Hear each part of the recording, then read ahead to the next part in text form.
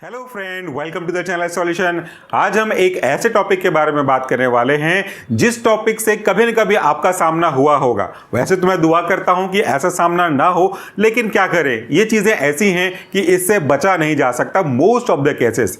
अगर आपके घर में छोटे बच्चे हैं, एकदम नवजात बच्चे हैं, और अगर आपके घर में फीमेल हैं, स्पेशली अगर वो मेंस्ट्रुएशन के साइकिल्स में हैं या फिर वो प्रेगनेंसी के केस में हैं, इवन अगर आप लड़के भी हैं तो भी आपको ये प्रॉब्लम कभी न कभी अपनी लाइफ में फेस करनी पड़ सकती है अगर आप कुछ बातों का ध्यान नहीं देंगे तो आज हम किस डिजीज के बारे में बात करने वाले हैं? आज हम बात करने वाले हैं बहुत ही कॉमन कॉज ऑफ इंफेक्शन जो आपके यूरिनरी सिस्टम को अफेक्ट करेगा।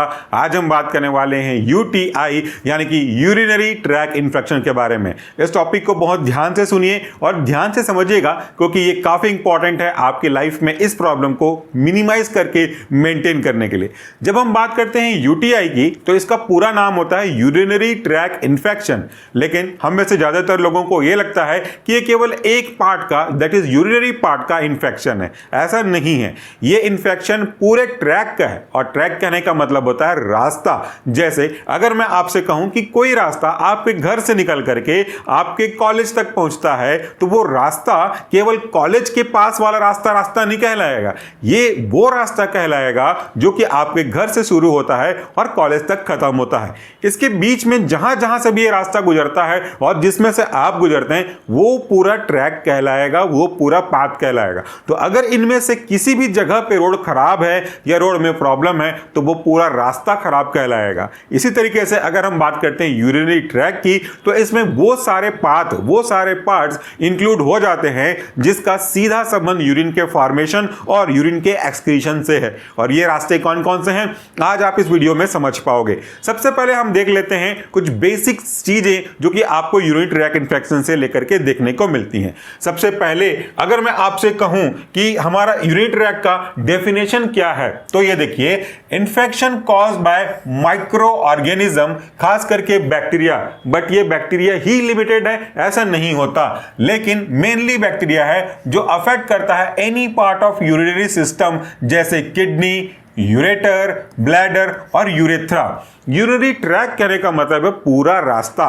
तो चलिए, डेफिनेशन तो हमने देख ही लिया, अब यूरिनरी ट्रैक को देख लेते हैं। ये डायग्राम आपको आपके यूरिन ट्रैक के बारे में बता रहा है। यूरिनरी ट्रैक मतलब यूरिन बनने का पूरा सामान, पूरा सिस्टम जो जुड़ा हुआ है, उसकी शुरुआत होती है आपके किडनी से। सो किडनी एक ऐसा पार्ट है आपकी बॉडी का जो यूरिन को बनाने का काम करता है, जो ब्लड को फिल्टर करने का काम करता है। शुरुआत यहीं से हो जाती है। इसी किडनी के अंदर काफी सारे मात्रा में इसके यूनिट्स पाए जाते हैं, जैसे हम नेफ्रॉन कहते हैं। यहां से ये पूरा यूरिन बनाता है, ये कुल मिला के कह लो कि किडनी बनाता है।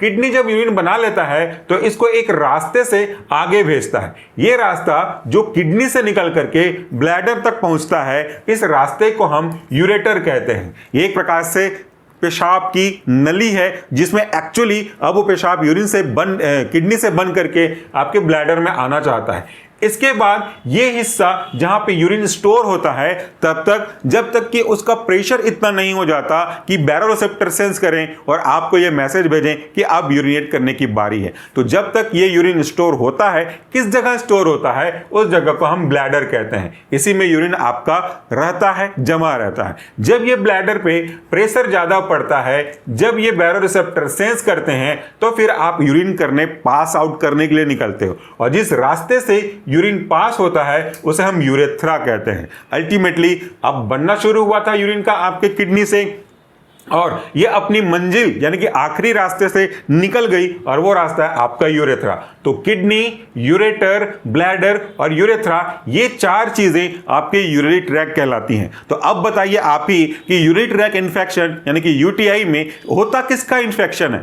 मोस्ट ऑफ द केसेस हम इसी पार्ट को फील करते हैं, यूरेथ्रा को, क्योंकि अल्टीमेटली यूरिन यहीं से पास होता है। अब आप समझ चुके हैं कि अगर आपके किडनी में कोई इन्फेक्शन कॉज हो रहा है, अगर आपके यूरेटर में कोई इन्फेक्शन कॉज हो रहा है, अगर आपके ब्लैडर में कोई इन्फेक्शन कॉज हो रहा है, और अगर आपके यूरेथ्रा में कोई इन्फेक्शन कॉज हो रहा है, तो इनको हम लोग एक साथ कम्युलेटिव रूप से क्या बोलेंगे? यूरिनरी ट्रैक इन्फेक्शन बोलेंगे। अब यूरिन ट्रैक इन्फेक्शन केवल यहीं पे खत्म नहीं हो जाता। इस यूरिन ट्रैक इन्फेक्शन को दो मेन टाइप में क्लासिफाई या बांटा गया है। ये दो मेन टाइप हैं, अपर यूरिन ट्रैक इन्फेक्शन और दूसरा है लोअर यूरिन ट्रैक इन्फेक्शन। अब ये भी बहुत सिंपल है, अगर कॉन्सेप्ट समझ में आ गया हो तो। ज्यादातर आपको, मुझे या किसी और को लोअर यूरिन ट्रैक इन्फेक्शन होता है। ये बहुत कॉमन सी बात है, एकदम आम बात हो गई है, रोज की बात हो गई समझ लीजिए। लेकिन अपर यूरिन ट्रैक इन्फेक्शन बहुत कम होता है, रेयर होता है। लेकिन अगर हो गया तो इसके बचने के चांसेस बहुत कम होते हैं, बहुत सीवियर केस जा सकता है, स्पेशली इन मेल के केस में अपर यूरिन ट्रैक इन्फेक्शन। फीमेल के केस में लोअर यूरिन ट्रैक इन्फेक्शन बहुत कॉमन है। अब देखो, अपर यूरिन ट्रैक इन्फेक्शन किसे कहेंगे और लोअर यूरिन ट्रैक इन्फेक्शन किसे कहेंगे। ये हमारा यूरिन ट्रैक है, इसको बीच से दो हिस्सों में बांट दीजिए तो आपका दो हिस्सा कुछ इस तरीके से बट जाएगा। एक सीधी लाइन में खींच रहा हूं, इसके ऊपर वाला हिस्सा अपर यूरिन ट्रैक कहलाएगा, इस लाइन के नीचे वाला हिस्सा लोअर यूरिन ट्रैक कहलाएगा। तो अपर वाले में क्या क्या इंक्लूडेड है? अपर वाले में किडनी इंक्लूड हो जा रहा है, आपका यूरेटर इंक्लूड हो जा रहा है, और लोअर वाले में आपका ब्लैडर आ रहा है और यूरेथ्रा आ रहा है। तो अगर लोअर के दो पार्ट में यूरेथ्रा और ब्लैडर में इंफेक्शन हो रहा है, यही कहलाएगा लोअर यूरिन ट्रैक इंफेक्शन। और अगर अपर के पार्ट यूरेटर और किडनी में कोई इन्फेक्शन हो रहा है तो वो कहलाएगा अपर यूरिन ट्रैक इन्फेक्शन। और ये बहुत कॉमन इसलिए है क्योंकि डायरेक्ट कांटेक्ट आपका यूरेथ्रा और ब्लैडर से होता है। बहुत कम केसेस में जो माइक्रो ऑर्गेनिज्म है इनका मूवमेंट आपके अपर ट्रैक की ओर जाता है, इसीलिए ये दो कॉज बहुत कॉमन है आपकी यूरिन ट्रैक इन्फेक्शन के रेस्पेक्ट में, लोअर यूरिन ट्रैक इन्फेक्शन। ठीक है, अब कई चीजों को डिस्कस करेंगे। एक बात आपसे और डिस्कस करना चाहूंगा कि इनके क्या क्या कारण होते हैं। मेनली इनका मेन कारण माइक्रोऑर्गेनिज्म का इन्फेक्शन, प्रेगनेंसी, अगर बच्चे हैं तो कॉमन टॉयलेट को यूज करना, हाइजीन का मेंटेन ना करना, प्रॉपर अंडरगारमेंट का यूज ना करना, उनकी क्लीनिंग मत करना, प्राइवेट पार्ट का सैनिटाइजेशन ना रख पाना, ये सारे कारण हो सकते हैं आपके यूरिन ट्रैक इन्फेक्शन का। तो चलिए एक एक करके और भी जो पॉइंट्स यहां पे इंक्लूड किए गए हैं इमेज में, समराइज जो मैंने किया हुआ है उसको देखना शुरू करते हैं। सबसे पहले अगर हम बात करें types of urine tract infection की, तो मैंने अभी आपको बताया दो मेन के यूरिन ट्रैक इन्फेक्शन होते हैं। एक होता है लोअर यूटीआई और दूसरा होता है अपर यूटीआई। लोअर यूटीआई में आपका यूरेथ्रा कवर होता है और आपका ब्लैडर कवर होता है, और अपर यूरिन ट्रैक में आपका मोस्टली किडनी और आपका जो यूरेटर है ये कवर होता है। और अगर हम बात करते हैं कॉम्प्लिकेशन के रेस्पेक्ट में, तो कौन कौन से कॉम्प्लिकेशन होता है वो भी हम डिस्कस कर लेते हैं। इसके कई सारे कॉम्प्लिकेशन देखने को मिलेंगे, जैसे आपका नेफ्राइटिस, नेफ्रॉन में आपका इन्फ्लामेशन हो जाता है, किडनी में एब्सेस जमा होने लग जाते हैं यानी कि पस जमा होने लग जाता है, इसके बाद सेप्सिस होने लग जाता है, और बार बार रिक्यूरेंट यूटीआई की प्रॉब्लम होती रहती है। अभी यूटीआई हुआ, ट्रीटमेंट कराया, ठीक हो गया, फिर से होगा, फिर ट्रीटमेंट, फिर ठीक, फिर से, यानी कि बार बार होने के चांसेस इसके रहते हैं। और उसके बाद किडनी के डैमेज होने के भी चांसेस रहते हैं। तो ये कुछ बेसिक रिस्क फैक्टर है। अगर हम बात करते हैं कि किसको ज्यादा होता है, तो जैसा मैंने आपको कहा कि फीमेल में UTI, urine tract infection, as compare to male ज्यादा होने के चांसेस होते हैं, क्योंकि most of the cases anatomical और फिजियोलॉजिकल फीचर्स ऐसे मैच करते हैं जो उनके ससेप्टिबिलिटी को और ज्यादा बढ़ा देते हैं। सबसे पहले अगर हम बात करें मेंस्ट्रुएशन के टाइम में, उससे पहले अगर बचपन में छोटे बच्चों के रेस्पेक्ट में बात करें तो anatomical of the urinary system, vagina including, ये ऐसे पार्ट होते हैं जहां पे बहुत ज्यादा हाइजीन मेंटेन करके रख पाना बच्चों के रेस्पेक्ट में डिफिकल्ट होता है। गंदगी वहां पे जमा हो जाती है, प्रॉपर अंडरगारमेंट यूज नहीं होते हैं, यूरिनेशन वहां पे हो चुका होता है, उसको क्लीन अप नहीं कर चुके होते हैं, तो मैक्सिमम टाइम इस तरह के अंडरगारमेंट का डायरेक्ट कॉन्टैक्ट होने की वजह से वहां पे माइक्रोऑर्गेनिज्म ग्रो करते हैं और धीरे धीरे एंटर करना शुरू करते हैं। इसलिए बचपन में ये वाली प्रॉब्लम ज्यादातर देखने को मिलती है। दूसरा, अगर वो मैच्योरेशन के फेज में आ जाते हैं तो वहां पे कंटामिनेशन होने के चांसेस ज्यादा हैं। फिर अगर हम बात करते हैं सेक्सुअल इंटरकॉर्स की, तो वो भी एक प्रॉब्लम क्रिएट करने का कारण है। अनसेफ, अनप्रॉपर सेक्सुअल इंटरकॉर्स से भी इंफेक्शन होते हैं। उसके बाद अगर हम बात करें तो प्रेगनेंसी में ये पूरा हार्मोनल सिस्टम चेंज हो जाता है जो कि फेवरेबल हो जाता है माइक्रोऑर्गेनिज्म के रेस्पेक्ट में, तो वहां से भी ये चीजें इंक्लूड हो जाती हैं। और सेम ये आगे जाकर के वृद्धावस्था में भी प्रॉब्लम हो जाता है। उसका भी कारण lack of cleanliness, lack of proper maintenance, ये चीजें आने की वजह से इनकी थोड़ी सी चांसेस ज्यादा हो जाती है, अगर हम सीधा सिंपल सा बात करें तो।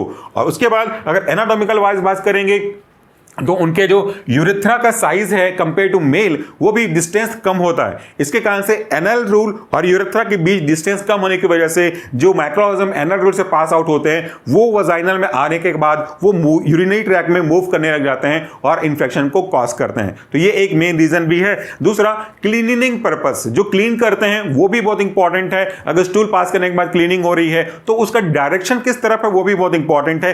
कई लिटरेचर में आप इस चीज को देख पाओगे कि रेक्टल रूट से वजाइनल रूट की ओर क्लीनिंग अगर हो रहा है तो वह इंफेक्शन को पक्का कॉज करेगा। तो यहां पे विशेष ध्यान रखना पड़ेगा कि कंटामिनेशन वाला वाटर या पार्ट वो इस यूरिनरी ट्रैक्ट की तरफ ना आने पाए, इसका ध्यान रखा जाए। अब हम बात करते हैं रिस्क फैक्टर की। तो देखिए फीमेल में क्यों ये रिस्क फैक्टर ज्यादा होता है। यहां पे लिखा हुआ है शॉर्ट यूरेथ्रा। ये रहा हमारा यूरेथ्रा जो आपके ब्लैडर को वापस से यूरिन पास करने के लिए मदद करता है। तो एक ऐसी पाइप है जो ब्लैडर से यूरिन को बॉडी से बाहर निकालने का काम करता है। तो यहां पे फीमेल में यूरेथ्रा का जो साइज है वो छोटा होता है। दूसरा, पुअर हाइजीन होता है जस्ट बिकॉज ऑफ लिटरेसी और some kind of unavoidable circumstances. तो हाइजीन भी पुअर होगा तो भी ये प्रॉब्लम क्रिएट करता है। तो एक तो आपका शॉर्टर ड्यूरेशन, शॉर्टर लेंथ हो गया, पुअर हाइजीन हो गया। नेक्स्ट आपका प्रेगनेंसी है, हार्मोनल चेंजेस होंगे, इससे भी प्रॉब्लम होता है। माइक्रोजम को सुटेबल मौका मिल जाता है, वो एक कॉज करता है। डायबिटीज, ये बहुत इंपॉर्टेंट कॉज है। अगर फीमेल को, वैसे तो डायबिटीज मेल फीमेल दोनों के रेस्पेक्टिव रिस्पॉन्सिबल है, बट अगर फीमेल को, क्योंकि ऑलरेडी वो ससेप्टेबल है, उसके बाद अगर डायबिटीज की कंडीशन आ जाती है तो वो मौका और बढ़ा देता है। इसीलिए in case of female diabetes mellitus बहुत ज्यादा डेंजरस रोल प्ले करता है। It is also applicable for male also, लेकिन मैं बात फीमेल की कर रहा था। उसके बाद यूरिनरी कैथेटर, अगर किसी भी कारण से अगर प्रॉपर यूरिनेट नहीं कर पा रहे हैं और उसके लिए फीमेल में कैथेटर वगैरह यूज किया गया है तो वो भी माइक्रोजम के इंफेक्शन को कॉज करने के लिए, इनिशिएट करने के लिए रिस्पॉन्सिबल होता है। इसलिए वहां पे बहुत सावधानी बरतनी पड़ती है और मोस्ट ऑफ द केसेस बुजुर्गों में इस कैथेटर लगाने के बाद ये प्रॉब्लम देखने को मिलता ही मिलता है। इसके बाद अगर आप बात करें किडनी स्टोन कि अगर ये मेल फीमेल दोनों के रेस्पेक्ट में किडनी स्टोन की प्रॉब्लम है तो वहां भी चांसेस होते हैं कि यूटीआई हो सके, क्योंकि किडनी में अगर कोई तरह का स्टोन बना हुआ है तो कहीं ना कहीं अब्रप्शन देखने को मिलेगा, वो आपके इस वाले पार्ट को भी डैमेज कर सकता है। नेक्स्ट है यूरिनरी ऑब्स्ट्रक्शन। ये बहुत कॉमन लेकिन बुरी आदत है सभी में, फीमेल में तो हो ही है, मेल में भी ये प्रॉब्लम है। यूरिन का ऑब्स्ट्रक्शन, चाहे इंटेंशनली चाहे अनइंटेंशनली, किसी भी वजह से यूरिन रुक जाए तो प्रॉब्लम क्रिएट करता है, और किसी भी कारण से यूरिन को रोका जाए ब्लैडर में तो भी प्रॉब्लम क्रिएट करता है। खास करके फीमेल में, क्योंकि सही मौसम का सही जगह का वेट करने रखते हैं, इसलिए वो यूरिनेट करने से रोक करके ब्लैडर को फुल करके रखे रहते हैं। तो वे एक मेन कारण है। उसके बाद है, अगर आप देखेंगे तो जो प्रोस्टेट की प्रॉब्लम होती है, बेनाइन प्रोस्टर हाइपरप्लासिया प्रोस्टेट के केस में, तो वो मेल के स्पेसिफिक केस में देखने को मिलता है। उसके बाद है इम्यूनो कॉम्प्रोमाइज्ड पेशेंट, ऐसे पेशेंट जिनका इम्यून सिस्टम कॉम्प्रोमाइज्ड है, जिनका इम्यून सिस्टम वीक है किसी भी कारण से, चाहे वो एड्स के पेशेंट हो या उनका इम्यून सिस्टम कमजोर हो गया हो, डाइट प्रॉपर नहीं मिल रहा हो, न्यूट्रिशन प्रॉपर ना मिल रहा हो, किसी बीमारी से उठ करके आए हुए हो, तो कोई भी रीजन रहे, अगर इम्यून सिस्टम कॉम्प्रोमाइज्ड है तो माइक्रोऑर्गेनिज्म के लिए उस जगह पे ग्रोथ करना बड़ा आसान हो जाता है। अगले पॉइंट्स के बारे में बात करते हैं तो वह आपका clinical symptoms lower urinary tract infection के। कॉमनली अगर मेल फीमेल को देखें तो क्लिनिकली जो सिम्टम है लोअर यूरिनरी ट्रैक्ट के, सबसे पहला है बर्निंग सेंसेशन। ये बहुत कॉमन फीचर है, बर्निंग सेंसेशन। हमने भी ये प्रॉब्लम फेस किया हुआ है once in time. Burning sensation का मतलब क्या होता है, जब कभी भी आप यूरिन पास करेंगे तो उस समय यूरिन, यूटीआई में यूरिन का जो नेचर है वो एसिडिक हो जाता है। अब जब ये एसिडिक यूरिन आपके यूरिनरी ट्रैक्ट के इस यूरेथ्रा से पास किया जाएगा तो इस वाले पार्ट पे ये एसिड टच करता हुआ जाएगा, तो ऐसा लगेगा कि एसिड के जलने की वजह से आपको बहुत तेज जलन का एहसास हो रहा है। इसीलिए हमें बर्निंग सेंसेशन फील होता है, क्योंकि यूरिन का नेचर कैसा है, एसिडिक हो चुका है। अब लगे हाँ, जब मैं एसिडिक की बात कर रहा हूं तो उसके बारे में बात भी कर लेता हूं। कई सारे सिरप मार्केट में ऐसे आएंगे जो कि आपको यूटीआई को मैनेज करने के लिए दिया जाएगा, उनका नेचर बेसिक होगा। इसके ऊपर भी हमने वीडियो बनाया हुआ है। कई सारे प्लांट्स, कई सारे फ्रूट्स है, जैसे हम लोग अगर बात करें तो अपने हिंदी में से करौंदा कहते हैं। करौंदा बहुत ही अच्छा यूज होता है आपके यूटीआई को मैनेज करने के लिए। तो अगर आपके घर के आसपास करौंदा है तो कच्चा खाइए, चटनी बनाकर खाइए, और अगर अच्छी मात्रा में पका हुआ मिल गया रेड वाले तो आराम से उसके सीड को निकाल करके आप उसको मिक्सी में पीस दीजिए, उसको फिल्टर कर लीजिए, जूस बना लीजिए, और ये जूस पीजिए। बहुत बेनिफिशियल है न्यूट्रिशन के पॉइंट ऑफ व्यू से भी और यूटीआई के पॉइंट ऑफ व्यू से भी ये काफी यूजफुल है। अगर आजमाना चाहें तो आजमा सकते हैं। तो ये कुछ मेन कारण है जिसमें से कुछ सिम्टम्स डिस्कस करने के लिए जलन का एहसास होता है। दूसरा, इंक्रीज फ्रीक्वेंसी ऑफ यूरिनेशन। आपको ऐसा लगेगा कि आपको यूरिन पास करना है, आपको बहुत तेज यूरिन आ रहा है, आप जब वॉशरूम जाएंगे यूरिन पास करेंगे तो hardly few drop of urine pass होगा और ज्यादा यूरिन पास नहीं होगा।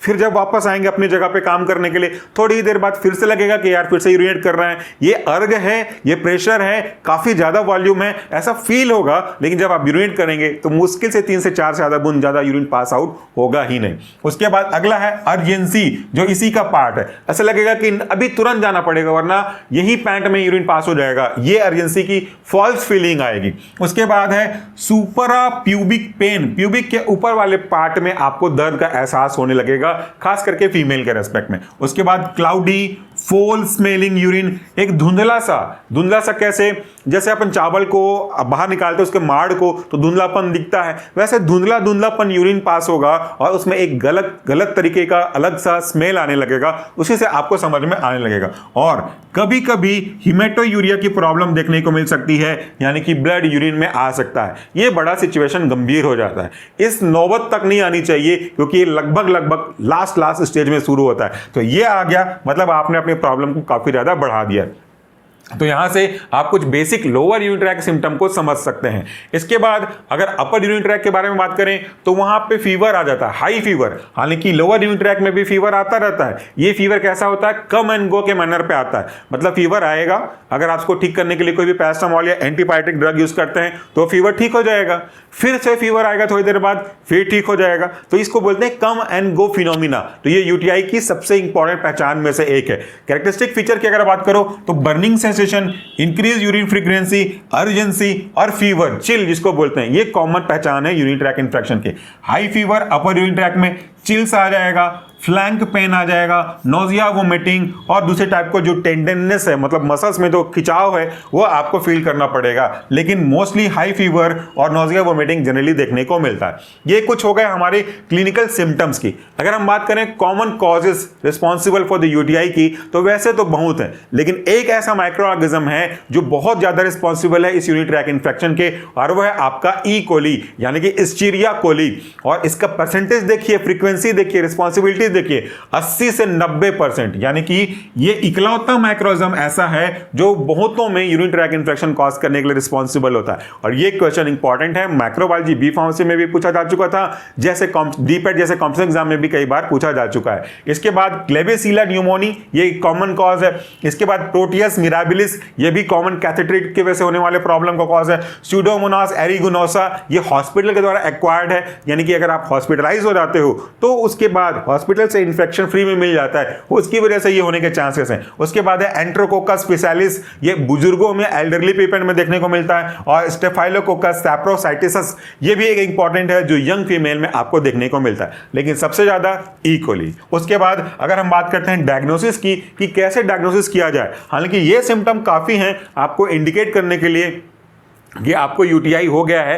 As soon as possible diagnosis करवाइए और as soon as possible treatment कराइए। ट्रीटमेंट के लिए एक गलती कभी मत करिए, वो ये है कि खुद से कोई भी एंटीबायोटिक ले लीजिए, क्योंकि यूटीआई के केस में most of the cases maximum urine tract infection को ठीक करने वाले ड्रग ऑलरेडी एंटीबायोटिक के रूप में रेजिस्टेंस हो चुके हैं। तो ये पहले पता करना पड़ेगा कि यूटीआई के पीछे इनमें से कौन सा कारण है और इनमें से कौन सा कारण वाला बैक्टीरिया क्या लिए जाने वाले ड्रग के रेस्पेक्ट में सेंसिटिव इनफ है, ससेप्टेबल इनफ है, तब जाकर के वो ड्रग आपको प्रिस्क्राइब किया जाएगा। वरना पता चल रहा है कि ये वाला एंटीबायोटिक जो अंधाधुंध आप लेने जा रहे हो वो तो उसके लायक काम का ही नहीं है, तो फिर उस एंटीबायोटिक लेने का कोई फायदा तो नहीं मिलने वाला, नुकसान जरूर मिल जाएगा। वो एंटीबायोटिक जबरदस्ती का आपकी बॉडी में जाएगा। दूसरा, ये यूटीआई की प्रॉब्लम भी मैनेज नहीं हो पाएगी, रिजॉल्व नहीं हो पाएगी। इसलिए अपने मन से कभी भी कोई भी एंटीबायोटिक को तो बिल्कुल भी मत लीजिए करिए। Antibiotic is very very crucial, इसको अपने से नहीं लेना रहता। तो डायग्नोसिस के बारे में बात करें तो यूरिन का रूटीन एग्जामिनेशन, जब भी यूरिन पास करते हैं तो ऑब्वियसली आपको एक बार एक लुक देखना पड़ेगा यूरिन में